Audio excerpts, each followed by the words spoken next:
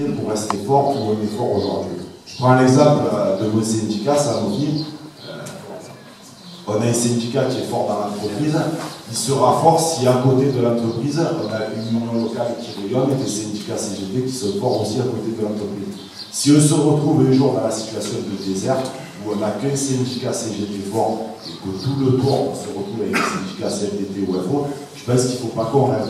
À un moment donné, on tombera. Donc il y a une nécessité aujourd'hui de travailler sur les structures interprofessionnelles, de renforcer les structures interprofessionnelles, et tout à l'heure j'en parlerai, notamment pour rester fort dans les entreprises, mais aussi pour être fort dans la lutte, puisque quand on a l'interprofessionnel dans la lutte, on augmente systématiquement le rapport de force. Sur la situation nationale, je pense que ça a été bien détaillé, sur la question professionnelle, il y a eu pas mal de détails. Moi, je résumerai en disant qu'il y a une volonté aujourd'hui, c'est de détruire notre modèle social. Détruire notre modèle social. Et je dis bien détruire, parce que c'est pas revoir certaines choses, c'est détruire. Aujourd'hui, la volonté, c'est de détruire le modèle social. Pourquoi? Pour tout basculer sur la finance. Parce qu'aujourd'hui, il y a un modèle social qui est unique, sur lequel la finance, elle ne peut pas tirer des bénéfices. La volonté du gouvernement, c'est de tout transférer. Et donc, dans cette volonté de détruire, en premier lieu, il y a la question actuelle de la fonction publique. Quand on parle de 120 000 suppressions de postes, c'est pas on réorganise. Si on détruit, on transfère au tout privé. Détruire les ordonnances travail, la question du privé, on a connu les ordonnances travail, ça a été la première mesure du gouvernement Macron. On voit les répercussions aujourd'hui qu'elles ont, notamment sur la question sur les services publics, avec la volonté aussi de supprimer les CHSCT. Sur la question des retraites, aujourd'hui, ce qu'ils sont en train de préparer, contrairement à ce qu'ils annoncent, puisqu'ils disent qu'on ne peut pas toucher au système par répartition, si on analyse la situation, ils vont détruire notre système de retraite, détruire toutes les solidarités qui existent dans notre système de retraite. Et surtout, ce qu'ils vont toucher, c'est qu'ils vont nous enlever la garantie d'avoir un niveau de retraite qui nous permettra de vivre décemment le jour où on est retraité.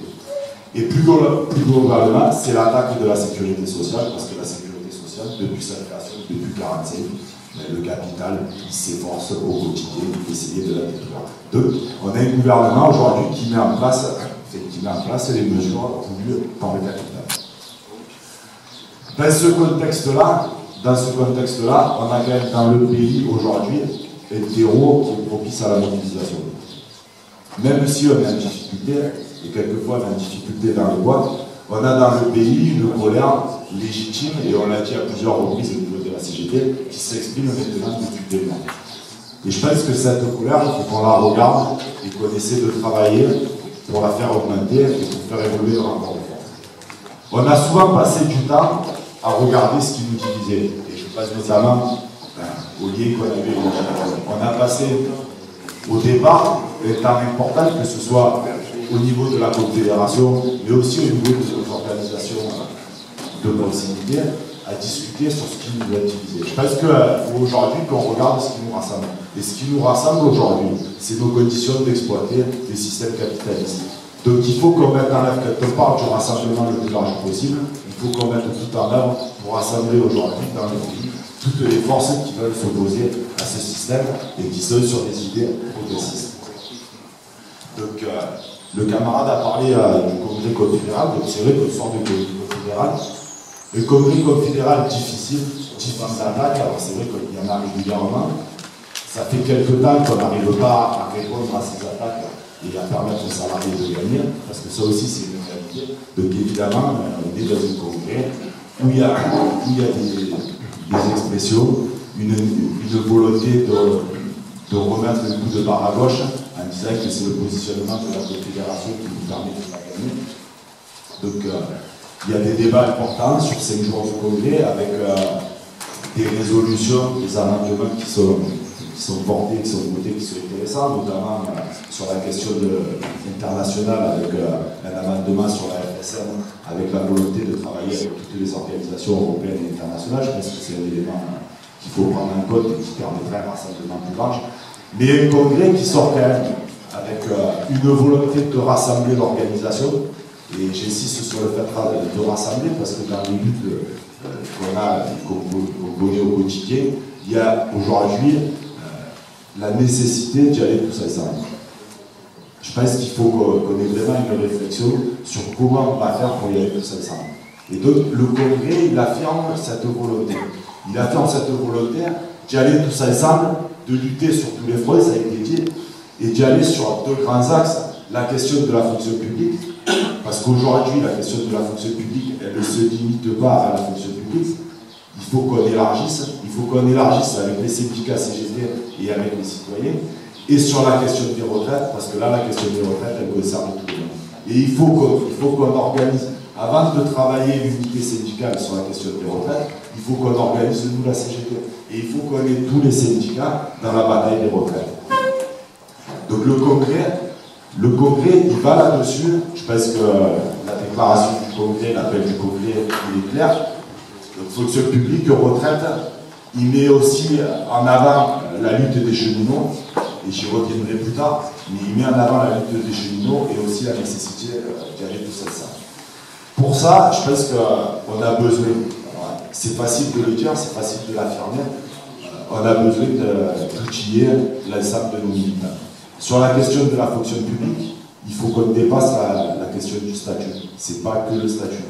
Il faut qu'on dépasse cette question-là, le service rendu par la fonction publique, surtout dans un département rural. Donc on a besoin de former nos militants pour que l'ensemble de nos militants puissent avoir des débat d'idées et faire évoluer le rapport de force. Sur la question des retraites, c'est la même chose.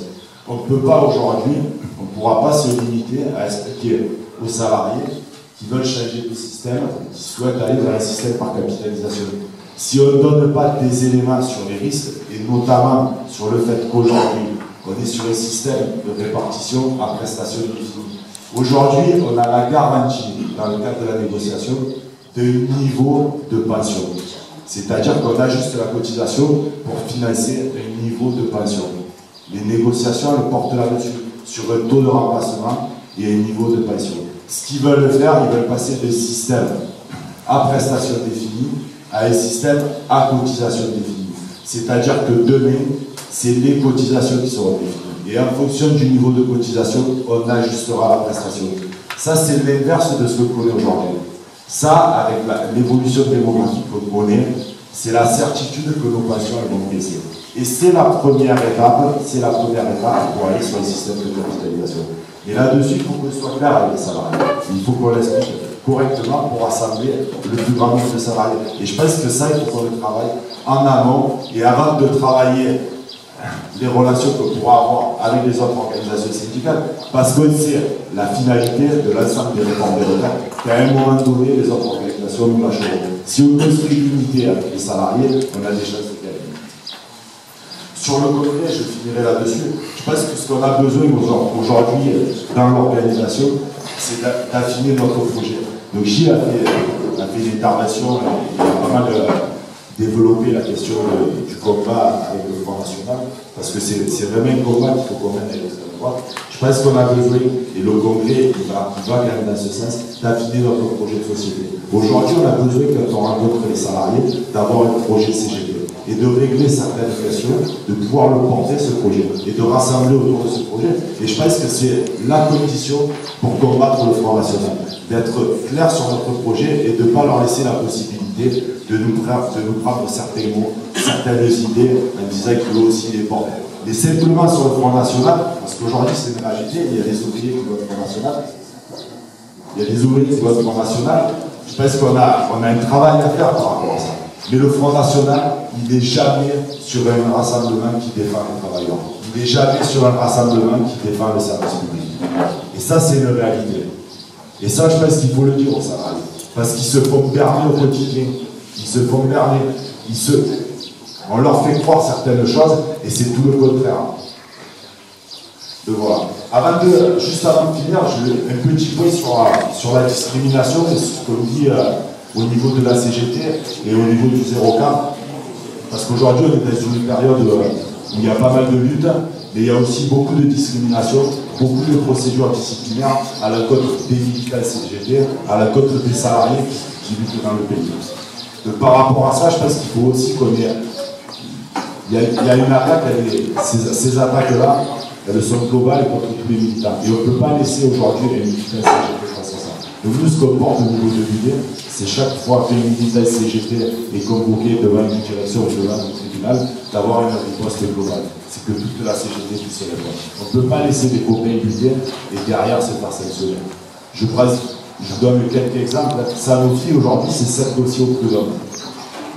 Ce sont des copains de la CGT, 7 militants de la CGT qui sont au prud'homme pour contester des sanctions, pour contester des mises à pied. On a connu Arkema au mois de juin l'année dernière, peu après votre assemblée générale, avec 2 copains de la CGT d'Arkema qui ont été convoqués devant le tribunal d'Espace, puisque le site était en train de bloquer, et soi-disant c'était les 2 élus CGT tout seuls qui bloquaient le site.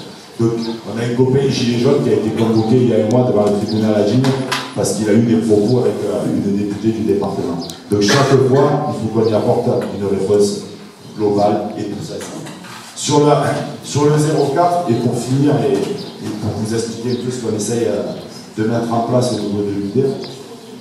Donc la première volonté, c'est d'être, donc l'UD c'est l'union départementale des syndicats, donc c'est d'être un outil pour les syndicats au service de la lutte. L'objectif qu'on a, c'est qu'il y ait une multitude de luttes qui se déploient sur le département. Donc quand je dis être un outil, c'est mettre aux syndicats des moyens pour qu'ils puissent porter la lutte avec les salariés. On a mis en place une assistance juridique pour aller chercher des éléments juridiques pour regarder comment on peut construire avec les salariés et comment on peut faire évoluer. Je pense notamment à l'accord temps de travail, aux négociations qui sont en cours au Conseil départemental. L'idée, c'est qu'on apporte des éléments pour proposer aux salariés de se mettre en mobilisation et arriver à gagner sur nos revendications.